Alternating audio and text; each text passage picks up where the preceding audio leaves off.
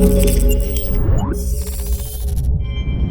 what's going on guys, Arekkz here, welcome back to another Destiny video. And in today's video, I want to tell you guys how to get the new exotic machine guns, Nova Mortis and Abbadon, aka the Void and Solar Thunderlords. So if you guys do enjoy this, you do find it helpful, then a like would be super appreciated. Comment down below if you have any questions.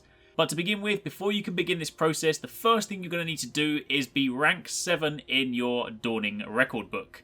Doesn't matter how you get there, you can do predominantly races, you can do strike scoring, whatever you feel is quickest, whatever you feel is easiest, whatever works with you, but you need to hit rank 7. The reason for that is because once you get rank 7, you will get Xur's tag as an item, that is a consumable.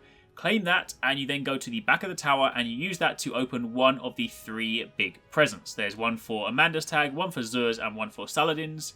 You need Xur's tag for this one, so opening that will then begin the quest, Songs from the Void. And you'll also get a tattered schematic at the same time, but this marks the beginning of the quest. Now the way this works is that you begin by getting Nova Mortis, and as soon as you have completed that, you can then go straight into getting Abbadon, but you have to do it in that order. So the first thing you need to do is then go and speak to Aurora, and she will then give you some backstory, send you off to speak to Banshee44, and after you've spoken to him, he will then require that you get 100 points worth of Void ability kills. Now you can do this in a number of different places. I always use the good old-fashioned We've Woken the Hive mission. You then get down to this section here, spawn in, and all these hive rush out the door, so you can throw a grenade, use your melees, whatever is applicable to your class. Just make sure you have a Void subclass on, and after a few kills then you will have that complete. So you then return to the tower, speak to Banshee44 again. He will then this time tell you need to activate Nova Mortis, and in order to do that you have to go and complete the Abomination Heist Strike. This doesn't have to be done in a heroic or a Steve Crassus playlist, nothing like that. You can simply go to the director, select it from the map. So for this one you need to go to the moon, select the summoning pits, and then choose the harder difficulty. It'll then change it to the Abomination Heist. Complete the mission, you don't need to do anything fancy, you just complete it. And then once you've done that, you return to the tower, hand it in, and you get Nova Mortis. Now at this point you can then begin the quest for Abbadon.